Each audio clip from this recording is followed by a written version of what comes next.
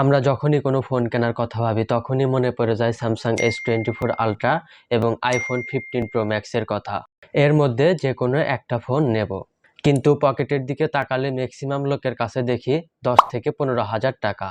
এই টাকা নিয়ে কি আর 1.5 লাখ টাকার স্যামসাং S24 আলট্রা অথবা আইফোন 15 প্রো ম্যাক্স হয়?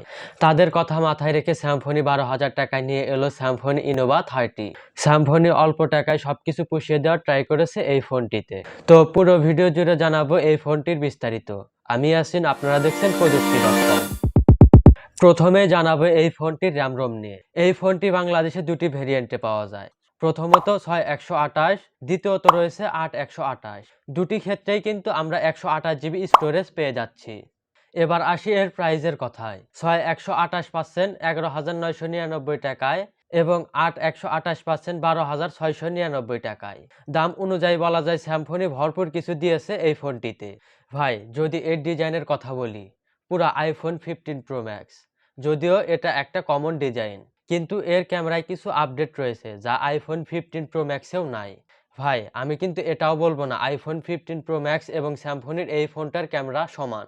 এই ডিজাইনটা হয়তো সমান দিয়েছে, কিন্তু এর ক্যামেরাটা কিন্তু রাত দিন তফাৎ হবে। কারণ একটা আইফোন 15 প্রো ম্যাক্সের দাম 1.5 লাখ টাকার আশেপাশে, আর স্যামফনির এই ফোনটার দাম মাত্র 12,000 টাকা। আর এই ফোনটির ক্যামেরা আপডেটের কথা বলার কারণ, এই ফোনটির ক্যামেরার চারপাশে লাইট জ্বলে, যা দেখতে রিং লাইটের মতো মনে হয়। এই লাইটটা দেখতে খুবই সুন্দর এবং আকর্ষণীয়। এই লাইটটা নোটিফিকেশন হিসাবে কাজ করে, যা আইফোনের চেয়ে একটু বেশি লুক দেয়। এই ফোনটির পিছনের ক্যামেরা রয়েছে 108 মেগাপিক্সেল এবং সামনের ক্যামেরা রয়েছে মাত্র 8 মেগাপিক্সেল। এই ফোনটি দিয়ে ভিডিও রেকর্ড করা যাবে 1080 পিক্সেলে সর্বোচ্চ 30 fps এ। এই ফোনটি দিয়ে ভিডিও রেকর্ড করলে হালকা শেকি ভাব পাওয়া যাবে, কারণ এই ফোনটিতে স্টেবিলাইজার ব্যবহার করা হয় নাই। এর বিল কোয়ালিটির কথা যদি বলি, এই ফোনটি প্লাস্টিক কার্বনেটের তৈরি। এই ফোনটি ব্যবহার করার সময় অবশ্যই ফোনে থাকা কেসটি ব্যবহার করবেন, না হলে ক্র্যাশ পড়ে যেতে পারে।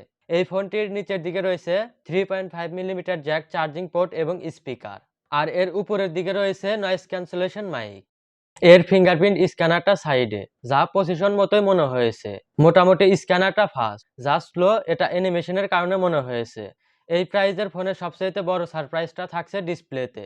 এই ফোনটির ডিসপ্লে হিসেবে থাকছে 6.56 ইঞ্চি IPS HD+ ডিসপ্লে, যা 90 হার্টজ রিফ্রেশ ডিসপ্লে। এই ফোনটিতে একটু রেজুলেশনের ঘাটতি রয়েছে। ফোনটির কালার প্রোডাকশন মোটামুটি ভালোই ছিল, কিন্তু একটা সমস্যা ছিল, ডিরেক্ট সানলাইটে এর ব্রাইটনেসটা যথেষ্ট কম মনে হয়, কিন্তু ইনডোরে ব্রাইটনেসটা যথেষ্ট ভালো ছিল। এর প্রসেসর হিসেবে রয়েছে ইউনিক T616। এই ফোনটা দিয়ে মোটামুটি ধরনের কাজ করতে পারবেন।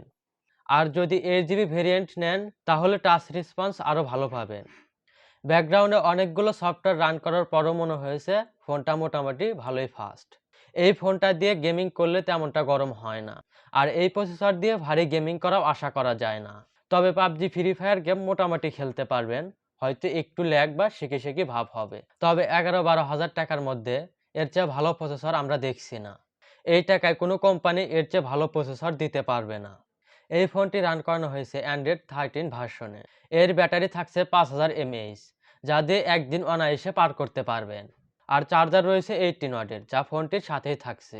যাদের বাজেট কিনা 11 থেকে 12 হাজার টাকা, তারা এই ফোনটি অনায়াসেই নিতে পারেন। এই বাজেট অনুযায়ী দুর্দান্ত একটা ফোন। তো ভিডিওটি ভালো লাগলে লাইক, কমেন্ট এবং শেয়ার করবেন। এরকম আরও ভিডিও পেতে চ্যানেলটা সাবস্ক্রাইব করে পাশে থাকা নোটিফিকেশন বেল আইকনটি বাজিয়ে দিবেন।